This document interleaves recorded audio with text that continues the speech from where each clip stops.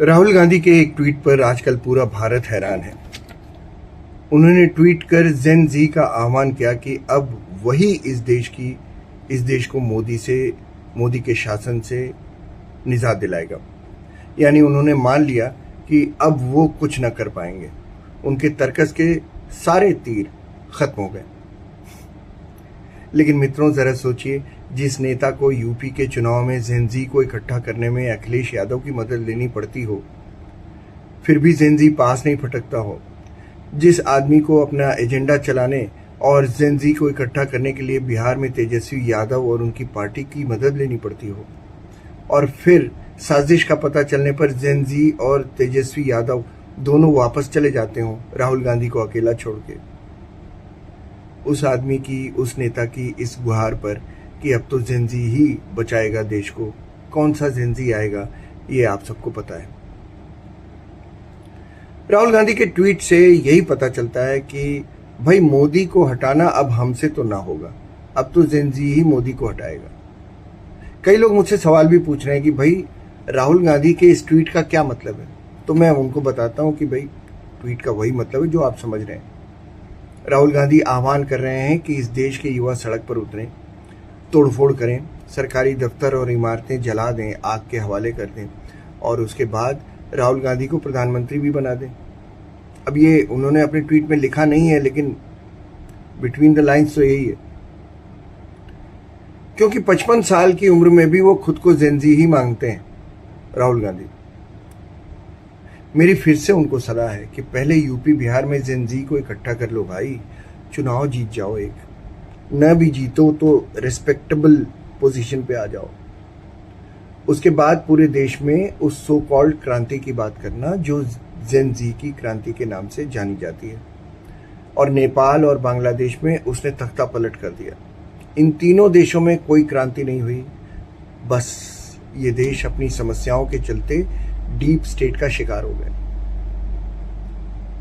राहुल के इस ट्वीट के मायने ये भी हैं दोस्तों कि अब उन्होंने ये मान लिया है कि उनके सारे रास्ते खत्म हो गए। अब उनके पास कोई सोल्यूशन नहीं बचा। अब उनके पास मोदी की सरकार को गिराने का कोई और रास्ता नहीं बचा। उन्होंने जितना कर सकते थे कर लिया। अब तो जेन जी के ही लोग आएंगे और देश को बचाएंगे। लेकिन दोस्तों, मेरा एक सवाल है, क्या देश को बचाने के लिए जेन जी को हिंसा पर ही उतरना पड़ेगा? क्या जेन जी को अपनी ये ताकत चुनावों में नहीं दिखानी चाहिए? और जेन जी से गुहार राहुल गांधी कर रहे हैं, जिनकी दादी इंदिरा गांधी और चाचा संजय गांधी ने इस देश में लोकतंत्र का गला अपने हाथों से घोटा था। इमरजेंसी में जेल गए किसी भी नेता से आप अगर मिलिए और पूछिए कि संजय गांधी के बारे में कुछ भी पूछिए, तो वो बताएंगे कि वो किस तरह से चलते फिरते तानाशाह थे संजय गांधी। मैं मिला हूं ऐसे नेताओं से, इसलिए कह रहा हूं, मैंने बातचीत भी की। तब तो आपने इस देश के नौनिहालों का जेन जी का गला घोंट दिया था। आज आप गुहार कर रहे हैं कि जेन जी सड़क पर उतर आए और सरकार हटा दे। हटा ही ना दे बल्कि आपको प्रधानमंत्री भी बना दे। तो राहुल गांधी, दिन में सपने देखना बंद करो। जिस देश के युवाओं ने आप और आपकी पार्टी के बारे में सोचना बंद कर दिया हो, वो आपके आह्वान पर कितना रिएक्ट करेगा ये सब जानते हैं, सबको पता है। अब इस ट्वीट का दूसरा पहलू देखिए। राहुल के पास अब कोई हथियार नहीं बचा। वो बेचैन है कि मोदी की पार्टी को अकेले अपने दम पर 2024 के चुनावों में बहुमत नहीं मिला और वो गठबंधन की सरकार चला रहे हैं। कैसे चला रहे हैं ये नाराजगी उनकी, तो वो सरकार चला रहे हैं और हमें उन्हें 2029 तक ये सरकार चलाने नहीं देना है। भाई तो ठीक है, उसके भी कई तरीके हैं। उनकी जो कोलिशन की पार्टियां हैं, टीडीपी है, जेडीयू है, उनसे बात करो, उनको तोड़ लो।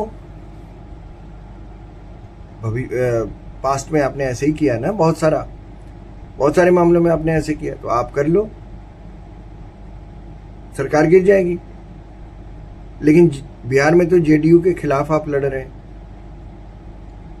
तो राहुल गांधी की दिक्कत यह है कि वो सब खो चुके हैं। उन्हें तुरंत पीएम वाली कुर्सी चाहिए। इसके लिए चाहे गुपचुप विदेशों में बैठक करनी पड़े या जेन जी से गुहार लगानी पड़े, लेकिन उनके इस ट्वीट से ये बेसब्री लोगों को दिखने लगी है और सो कॉल्ड जेन जी को भी दिख रही है। तो वो जल्दी से जल्दी सत्ता पाना चाहते हैं। इसके लिए बेशक एक बर्बर और अनकंट्रोल्ड भीड़ देश को बर्बाद क्यों न कर दे, जैसे नेपाल, बांग्लादेश और श्रीलंका में हुआ, पाकिस्तान में भी हुआ। अब जरा उन देशों को देख लीजिए दोस्तों जहां जेन जी, सो कॉल्ड जेन जी ने विद्रोह किया।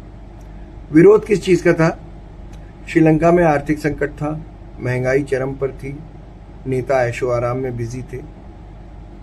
बांग्लादेश, सारे कट्टरपंथी एक साथ आ गए, अच्छी खासी चल रही थी सरकार, उखाड़ फेंका उस सरकार को जिसने उनकी जिंदगियां आसान बनाई, उखाड़ फेंका और एक सीईओ बिठा दिया। किसी कंट्री का कोई सीईओ हो सकता है क्या? ओ ऐसा मूर्ख आदमी जिसको इकोनॉमी के सिद्धांतों के बारे में तो पता है, लेकिन लोगों को कैसे हैंडल करना ये नहीं पता। तो वो किस डीप स्टेट का हाथ है दुनिया भर को पता है। और आखिर में राहुल गांधी को एक नसीहत, चुनाव नहीं जीत पाए भैया तो देश को लुम्पेन एलिमेंट्स के हाथ में देने की बात मत करो।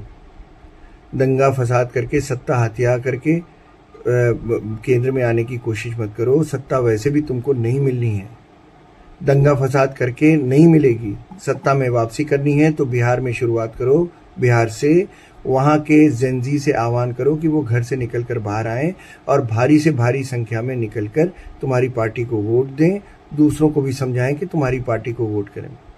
कुछ पॉजिटिव करो। वक्त भाग रहा है, तुम्हारी दाढ़ी के बाल सफ़ेद हो रहे हैं और तुम्हारे हाथ सफलता है कि आती नहीं, टाइम बीत रहा है। इंट्रोस्पेक्शन करो और अपनी पार्टी को ठीक करो। जैसे हमें पढ़ाई के दौरान बेसिक्स ठीक करने को कहा जाता था, वैसे ही अपने बेसिक्स ठीक करो कि लोकतंत्र में वायलेंस की कोई सहभागिता नहीं है भाई। और मशहूर तो नहीं है बहुत, लेकिन एक अच्छे शायर हैं जिनका नाम है मजहूर रज़मी, उनका एक शेर पढ़ देता हूँ। ये ज़ब्र भी देखा है तारीख की नज़रों ने, लम्हों ने ख़ता की थी, सदियों ने सज़ा पाई। तो आप जो काम कर रहे हैं बेशक उसका कोई फल नहीं निकलेगा, लेकिन इतिहास में आपको इसके लिए याद किया जाएगा कि आपने कभी लुम्पेन एलिमेंट्स को सड़क पर उतरने की दावत दे दी थी। तो आपको आपके इतिहास में लिखा जाएगा कि कुर्सी के लिए शहजादा इतना दीवाना हो गया था कि उसने अंततः लुम्पेन एलिमेंट्स को दावत दे दी कि आ जाओ भाई, सड़क पर उतर जाओ। नमस्कार।